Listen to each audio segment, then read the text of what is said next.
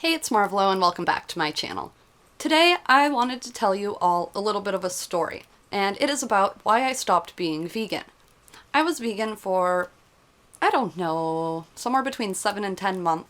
It's hard to keep track just because I transitioned, about a 2-week transition from eating like a vegetarian diet to eating a vegan diet. First, I'll just tell you why I went vegan. I had been vegetarian back in high school, and my parents really were not supportive of it. I was a little bit afraid to tell them that I was vegetarian. I felt like I was coming out of the vegetarian closet. I know that sounds stupid, but that's kind of how it felt.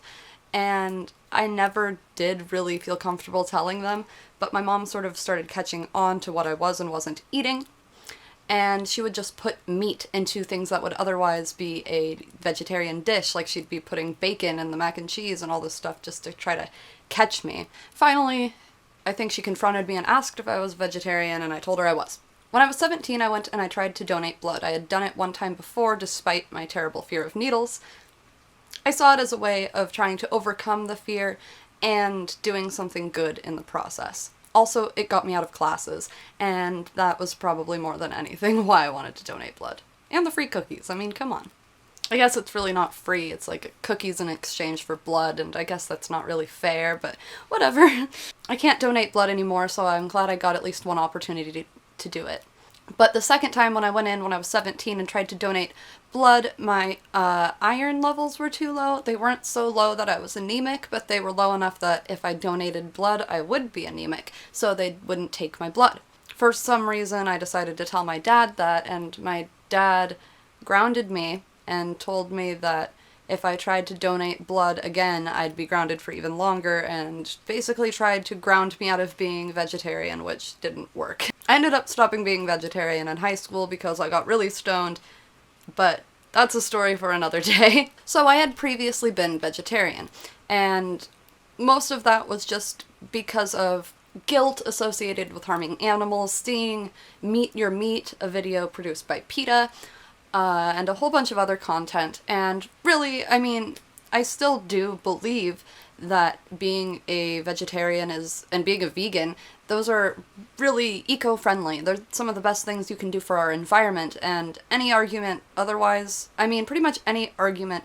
for not at least trying a vegetarian or vegan diet, the only one that works is I like the taste of meat or dairy or eggs or whatever. But I went vegan again mostly because I read about how much milk can affect your mental health, and I was going through some really bad mental health stuff, and I actually did notice that a dairy-free diet really made my mind feel more clear. Now, before I went vegetarian, whenever I wasn't vegetarian, my weight would be probably around 115, 118. But when I was vegetarian, I would drop down to around 110, 107.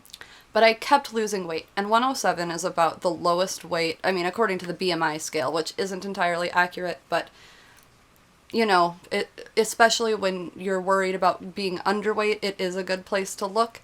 It's, like I said, not always accurate, but whatever, it was what I was using at the time, and it still is something that I refer to. I kept losing weight, and I was modeling at the time, and I didn't lose my butt or my boobs. The rest of me was just, I don't know where the weight was being lost from, but I guess probably around my ribs, because I got really ribby.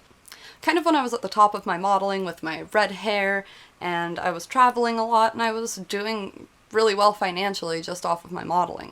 I weighed about 104 pounds, and I remember thinking, okay, I really shouldn't lose more weight than that. I mean, part of me wanted to lose more, but that's a destructive part of my brain, and I was able to cancel it out. But I started noticing weight dropping, and once I started getting around that 100-pound mark, I started panicking. I tried gaining weight, I tried incorporating all sorts of plant-based substances like flaxseed, hemp seeds, just a lot of seeds and nuts and quinoa and just different ways to try to pack on some weight. I even tried vegan protein powder, but all of it was going straight through me, and this is when I first was being diagnosed with Crohn's. And so I thought, okay, the last thing that I really want to do right now is put dairy into my body.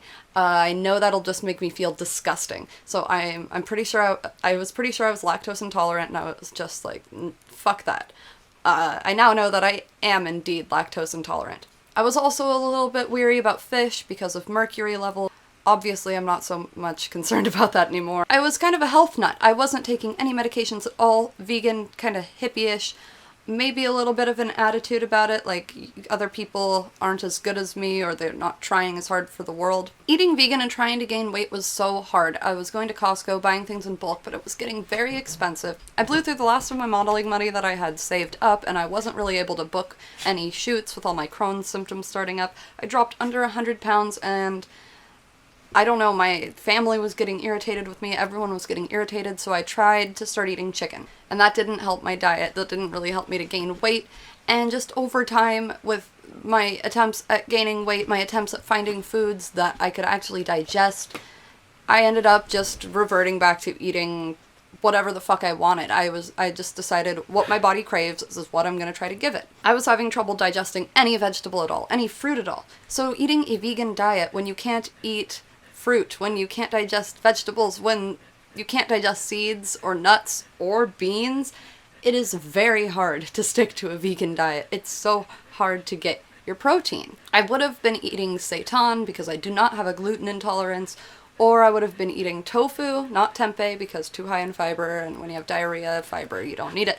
But I would have been eating stuff like that, but it is so hard to prepare food when you are that sick and exhausted, and I couldn't use the stove because I was running to the bathroom every 5 minutes, and that's just not safe. No one else in my household knows how to cook vegan food.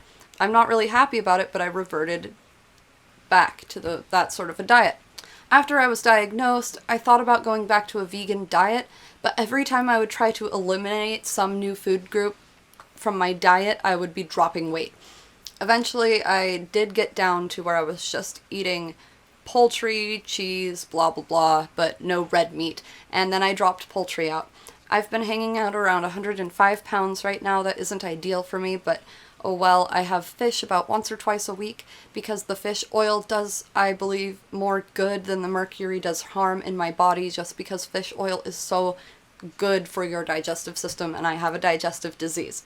Even then, I'm pretty sure I would be okay without fish in my diet, but the problem is eliminating dairy. I currently eat fish occasionally, and then I use Boost, which is a nutritional supplement. I don't have to pay for it since it's a prescription, so it's a really easy way for me to maintain weight. It's a really good source of protein for me, and it doesn't really upset my stomach. Because it's prescription, and because even before I was on the prescription ones, I couldn't find a vegan one anywhere, I don't really see how I could ever be vegan again. I need supplements like this, and really having them not covered by insurance isn't financially realistic for me. I also eat a lot of cheese. Yes, I am lactose intolerant, but my Boost drinks are lactose free. They do have dairy, but they're lactose free.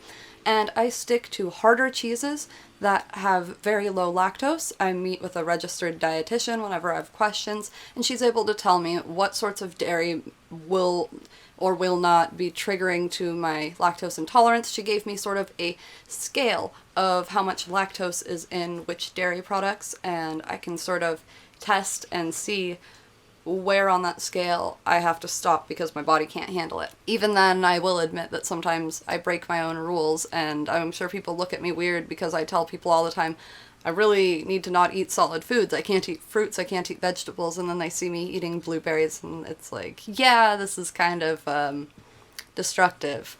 It's sort of its own kind of eating disorder and self-harm, actually. I mean, in a way, because every time I eat fruit, I make my colon bleed a little bit. And I know it's going to happen, but I do it anyways, because it's really hard to live without fruits and vegetables, you know. But regardless if I do eat them or not, I mean, I try to cook them well, make sure they're soft, make sure they're not going to cut my intestines up on their way down. I can't really do seeds or nuts because they're too sharp. When I eat them, it's purely for pleasure because it comes out, I know that might sound graphic, but undigested. Meaning that when you look in the toilet, the food looks like an apple looks like a chewed up apple. You can tell what the food is when you look. You know how like sometimes after you eat corn, you'll see corn in the toilet even if you don't have Crohn's? For me, that's how like all vegetables and fruits are. It might be TMI, but you know, it's a reality for a lot of us.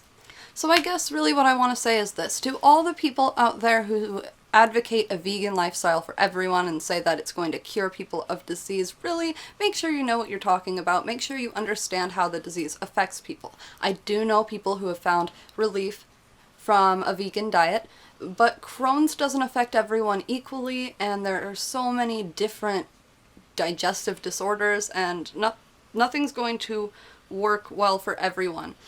Now, I've heard people with celiac say that they've wanted to be vegan and they just couldn't because there weren't enough vegan and gluten-free options together.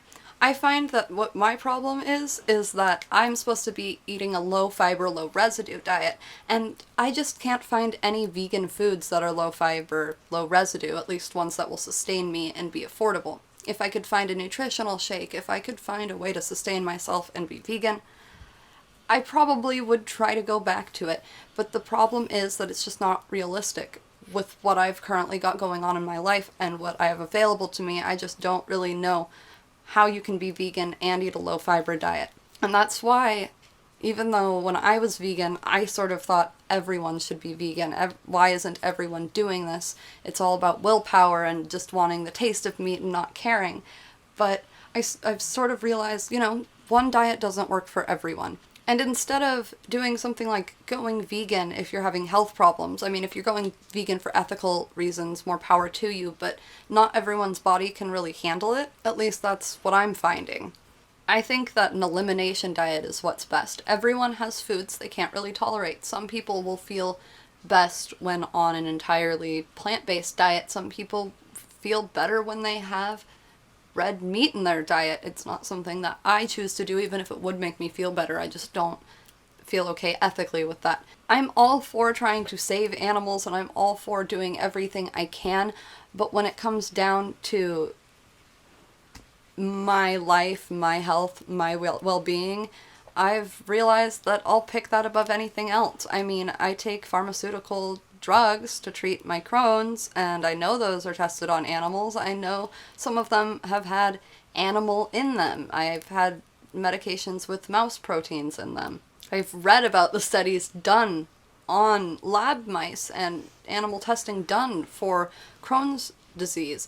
And while it breaks my heart that that's how it goes, I'm not going to deny myself medication. I'm not going to let myself be seriously ill or even die for that cause, because I feel that it's not worth it. I don't know. I mean, I feel really fucked up when I say that kind of thing, but I'm trying to do my part. I'm trying to do my best. Part of me always wishes I could do more, and also part of me knows that my brain would feel better without dairy in it, but the dairy is how I'm keeping weight on my body, essentially. The reason I have fat on my body is because I consume dairy. If anyone out there watching this video has Crohn's disease and they've tried a vegan diet or any sort of elimination diet, let me know what particular foods are triggering for you, as well if you have IBS or any other digestive condition. Just let me know what are your trigger foods and what foods you find are the easiest to eat. What kind of diet works best for your digestive system. Alright, I think that's it for this video. If you have any questions for me, you can leave them down in the comments below. If you liked this video, please give it a thumbs up, and don't forget to subscribe so you can stay updated for the next time I make a video. Thank you so much for watching. I love you guys, and I'll see you again soon.